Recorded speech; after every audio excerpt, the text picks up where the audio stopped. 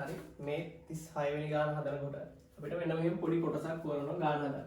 හරි අපි මෙන්න මේ ප්‍රත්‍යාස්ත ගැටුම් කතා කරනකොට ප්‍රත්‍යාස්ත ගැටුමකට අපි දන්නවා නියම දෙකක් දාන්න පුළුවන්. මොකද්ද?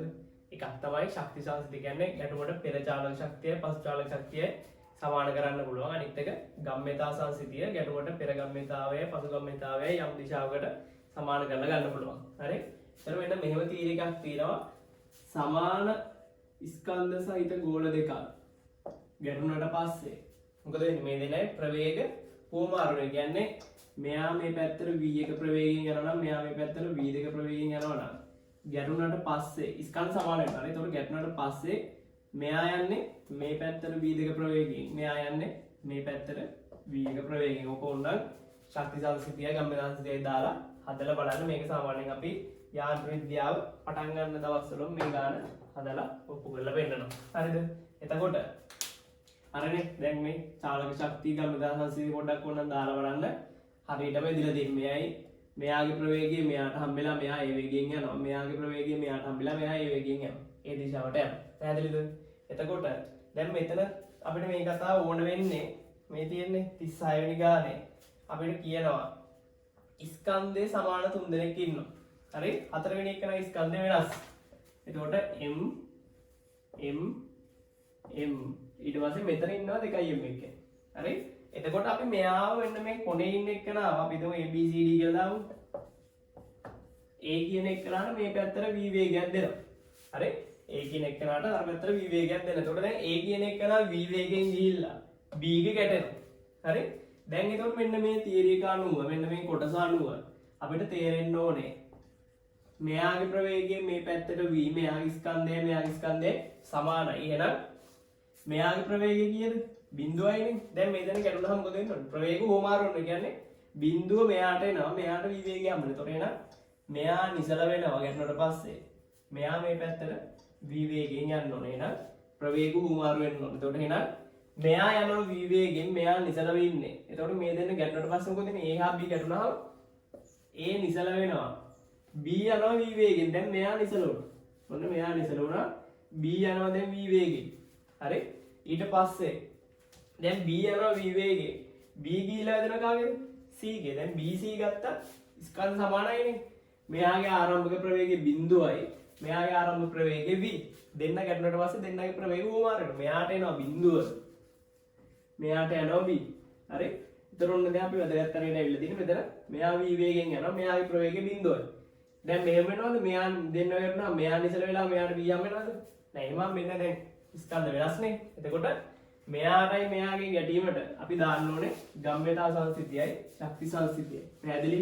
දැන් ඔක අපිට විභාගයට යන කලින් තේරුම් අරන් ගියේ නැත්තම් විභාගෙදී සෑහෙන අමාරු කරනවා. මොකද රචනා ප්‍රශ්නයකට වඩා පිළි යන්න ඕනේ. දැන් මෙතන ගැටීමට එකපාරක් නියමයේ දානවා. මෙතන ගැටීමට පාපාරක් නියමයේ දානවා. ඊට පස්සේ තව ටිකකින් තේරෙයි ආයෙත් මේගොල්ලෝ මෙහෙට එනවා. එතකොට ආයෙත් ඔය කතා කරන්න ගියාම සෑහෙන වෙලාවක් යනවා ගාන හදන්න. හරි? දැන් අතට අපි එක වට්ටම ගත්තා. මෙයා මෙතනින් යන්නේ b වේගෙන්මයි. මෙයා බිඳුවේ ඉන්නේ. හරි? අපි දානවා අපි වෙන රූපයක් ඇඳගමු. m කෙනෙක් ඉන්නවා v වේගයෙන් යනවා. දෙකයි m කෙනෙක් ඉන්නවා ප්‍රවේගය බිඳුවයි. අපි හිතමු ගැටුණාට පස්සේ මෙයා යනවා v dash වේගයෙන්. මෙයා යනවා v double dash වේගයෙන්.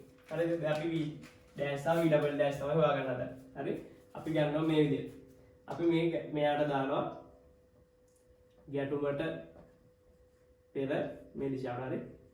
රේඛීය ගම්ම්‍යතාවය සමානයි මේ පැත්තට ගැටුමට පසු ගම්ම්‍යතාව. හරි? එතකොට අපි ලියනවා ගැටුමට පෙර නම් ගම්ම්‍යතාවයක් තිබුණේ මෙයාට විතරයි. එතකොට mv.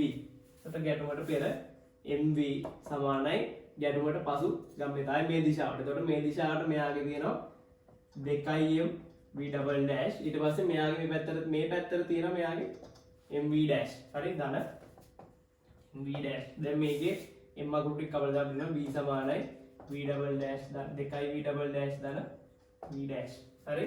ඊට පස්සේ මෙතනින් දැන් අපිට තේරෙනවා නොදන්න පද දෙකක් තියෙන එක සමීකරණයක් තියෙන ගන්න බෑ. අපි දානවා ගැටුමට පෙර චාලක ශක්තිය. දැන් රචනා ගන්න කම මේ ලියලා දාන්න අපේ පේලිය බලගෙන ගන්න තේරෙන්නේ. හරි?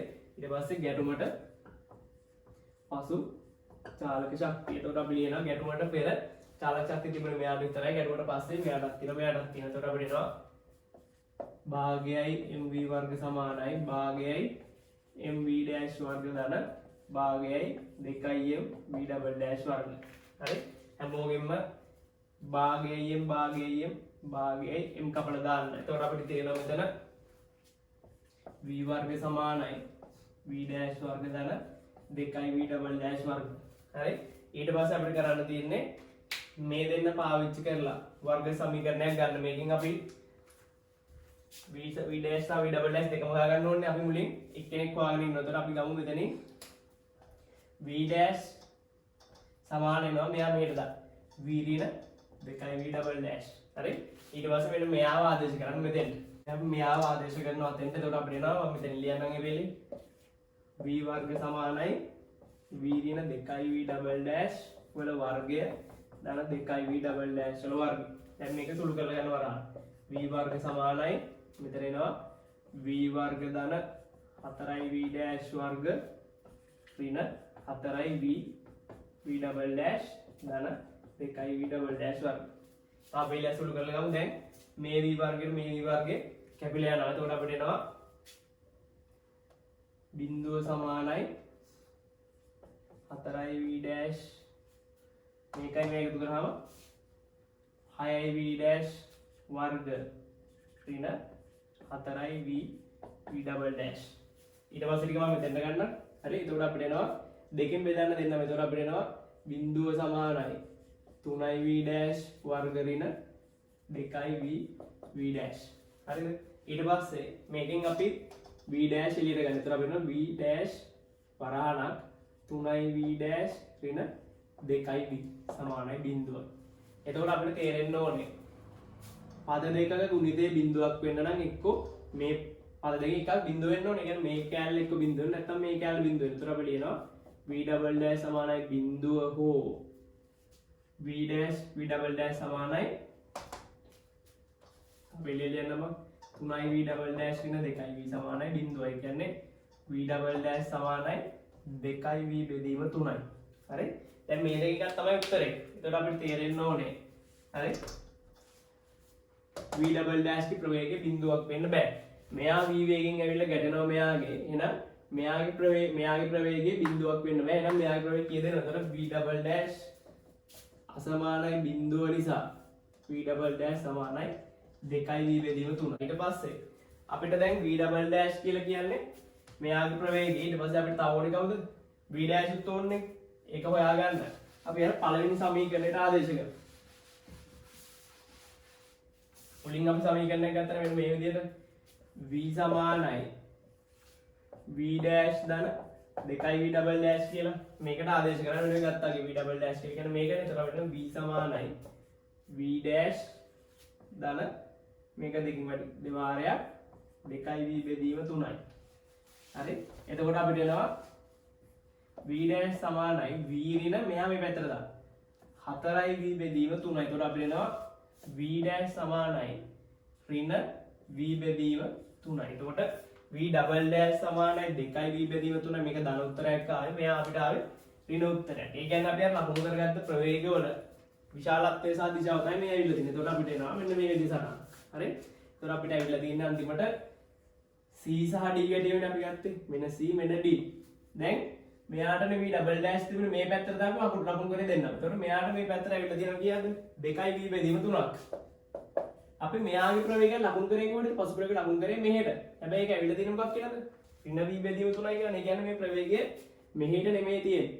මේ පැත්තට v බෙදීම 3යි. පැහැදිලිද? දැන් එතකොට ඔන්න a ගිහිල්ලා b ගේ වැදුනා, b ගිහිල්ලා c ගේ වැදුනා, c ගිහිල්ලා d ගේ වැදුනා. දැන් d දිගටම යනවා අර පැත්තට. c කියන එකන ආපහු හැරලා යනවා b ගේ පැත්තට. දැන් මොකද වෙන්නේ ආපහු? දැන් a සහ b කොහොමද ඉන්නේ? a සහ b නිසලව ඉන්නේ. දැන් අපි අලුත් කරොත් මේ පොඩ්ඩක් යාවත් කාලින කරලා ගත්තොත් මෙයා 2i v බෙදීම 3යි. දැන් මෙයා මේ පැත්තට v බෙදීම 3යි. දැන් මෙයා ආයි ගැටෙන්නේ මෙයා දිගටම හරියට යනවා 2i v බෙදීම 3 ප්‍රවේගයෙන්. මෙයා v බෙදීම 3ෙන් ඇවිල්ලා මෙයාගේ වැදෙනවා. එතකොට මෙයාගේ ආරම්භක ප්‍රවේගය බිඳුවයි මෙයා v බෙදීම 3යි. දැන් මොකද? දැන් මේ දෙන්නගේ ආයි සමාන ස්කන්ධ දෙකක් ගැටෙනවා ප්‍රවේගය කොහොම අර බිඳුව මෙයාට යනවා v බෙදීම 3 මෙයාට යනවා. එතකොට දැන් මෙයා බිඳුවක් වෙනවා මෙයා v බෙදීම 3ක් වෙනවා. ආයෙත් ගන්නකෝ සමාන ස්කන්ධ දෙකක්. එතකොට මෙයා බිඳුවක් වෙනවා. මෙයා v බෙදීම 3ක් වෙනවා. එතකොට අන්තිමට මොකද වෙලා තියෙන්නේ? මෙයා යනවා මේ පැත්තට 2යි v බෙදීම 3යි. මෙයා ප්‍රවේගය බිඳුවයි මෙයා ප්‍රවේගය බිඳුවයි නිසායි මෙයා මේ පැත්තට යනවා v බෙදීම 3ෙන්. ඒක උත්තරය අපිට ගන්න කීයද වෙන්නේ? උත්තරය අංක 4 තමයි ගන්න වෙන්නේ. හරි උත්තරය අංක 4 ගත්තා නම්